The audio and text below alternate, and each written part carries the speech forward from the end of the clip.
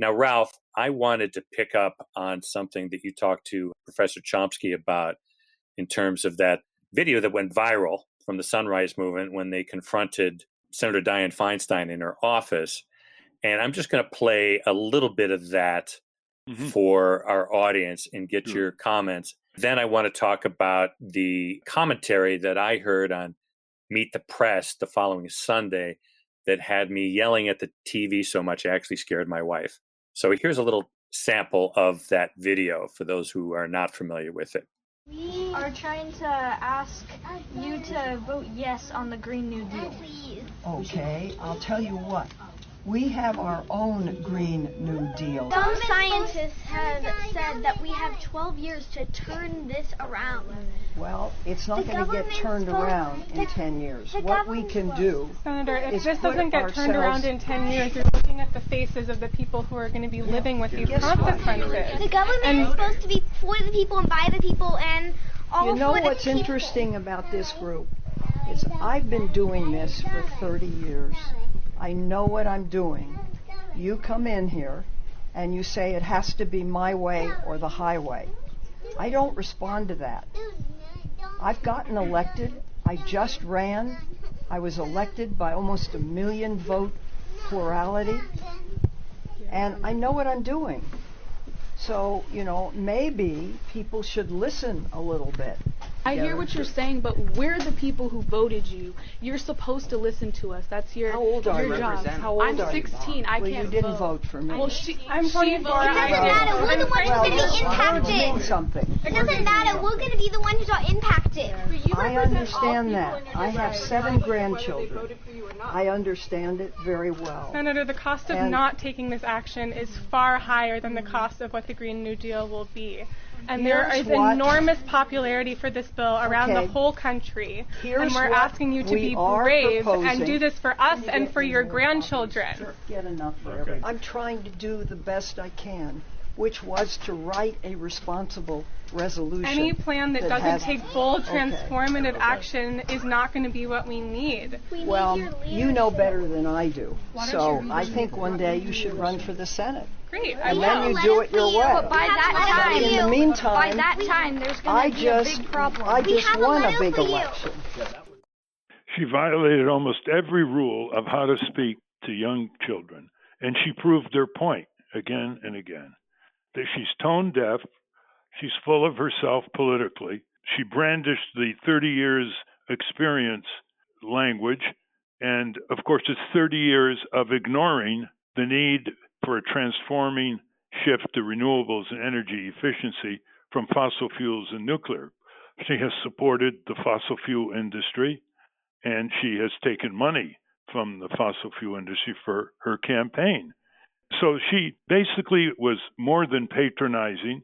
She demonstrated to these young people how much more vigorous they have to be and how much more focused they have to be to replace the ancient regime of indentured corporatist politicians like Dianne Feinstein. And here's the thing that had me cursing at the TV, which was the following Sunday on Meet the Press on NBC. But the supposed real enemy of the people, according to Trump. And it's Chuck Todd. He's introducing the video. And this is what Chuck Todd said. I think a lot of people look at a lot of that, Andrea, and think, boy, she could have been more less tone deaf in how to talk to the kids. And who are the adults that are using kids to practice politics? The whole thing was uncomfortable. Very uncomfortable. And let me just say, I think, first of all, she is a leader on this subject. So why didn't they go after someone who's against climate change? She has legislation. She's saying, I don't want to sign on to the new Green Deal because it's aspirational. It's not legislation. I'm working on something that's real. Also, who are the adults who bring their kids who don't understand this stuff, 7, 8, 9, 10-year-olds? I understand the passion of children and how important it is, but to ambush a senator this way. Well, Andrea Mitchell has been on TV saying very similar things over the years, so that's no surprise. The problem with corporate indentured politicians is they don't understand the clarity that is being communicated to them by these youngsters. These youngsters don't have the baggage that becloud the conscience and intellect and factual urgency of politicians. They don't have that. They don't have an axe to grind. That's why they have great moral authority. That's why there should be tens of thousands of 9, 10, 11, 12-year-olds mobilized to confront the 535 members of Congress and their state legislatures. And maybe the politicians will be surprised that some of these 10-year-olds actually have more factual knowledge and content than the so-called politicians with all their years of experience.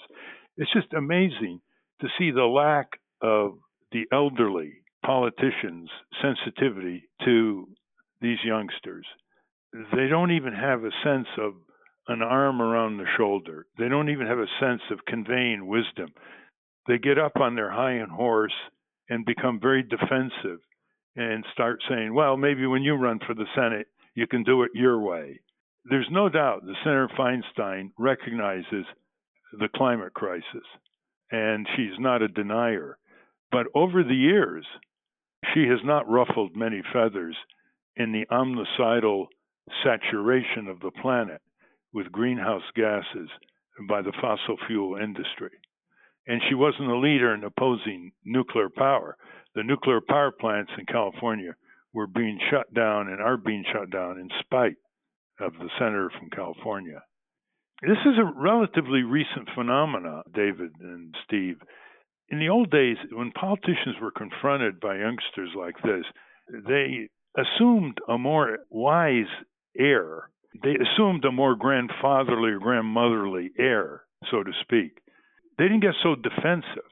It's all part of this generation gap. I think our generation has spent too little time with the younger generation. And I'm not just talking about millennials. I'm talking about kids in grade school. And by the same token, because of the iPhone and all the screen time, children today have spent less time with adults, including their own parents, than any generation in human history. And we're seeing the results of that. I'm going to play one more short clip. It takes it to a different problem that I have, which is the condescension and the idea that children should not be concerned with politics. This was another person, Meet the Press. He's a Republican political strategist named Al Cardenas, and this is what he said. I mean, I can't agree more that we need to focus on climate change. I just, as a father of 5 children, would have very much resented anybody in the school pounding my kids with propaganda, either left or right, as to any political issue. Teach them civility, teach them the art of listening, teach them the art of developing, but not stand in front of an elected official and yell. I agree with the. Can you imagine any anti-democratic statement that we've heard from these people on the Sunday corporate indentured news shows that have pretty much fungible people coming on, the same people, the same topics, whether it's ABC, CBS, NBC, CNN, or Fox? That's what happens when people like Chuck Todd don't have a program where they bring these children on. Why not a panel of 10, 11, 12-year-olds express their sentiments? They might be surprised at how much they know factually, how much they know in terms of their responsibility, how much they can tell people who are 5 times older than them that they are going to suffer the results of an overheated planet far more than people who are not going to be on the planet that many years. There needs to be a jolt here. This idea is, how dare they speak uncivilly? I didn't see any swearing words. Did you, Steve? I didn't see any No, it was profanity. Completely civil, and there was no yelling. Yeah. Basically, these are, at best, guilt-ridden people on the mass media. They know that they've looked the other way too long. They know that they've been wined and dined by the corporatists too long. They know that their bread and butter is not on the side of the people. They know they want to be invited back by NBC or CBS, so they can't make too many waves. And they camouflage it by saying, how dare these uppity 10-year-olds challenge these political representatives? Yeah, the whole idea that they both Andrea Mitchell and this guy Cardenas, go to the fact that there are adults supposedly using these children and filling their minds with, God forbid, political thought. That was just so offensive to me. Well, it's even worse than that, Steve. My experience is the best questions asked politicians are asked by 10-year-olds or 11-year-olds. You remember the one when a 10-year-old asked Ronald Reagan about air pollution? And he said, well, most of air pollution comes from trees.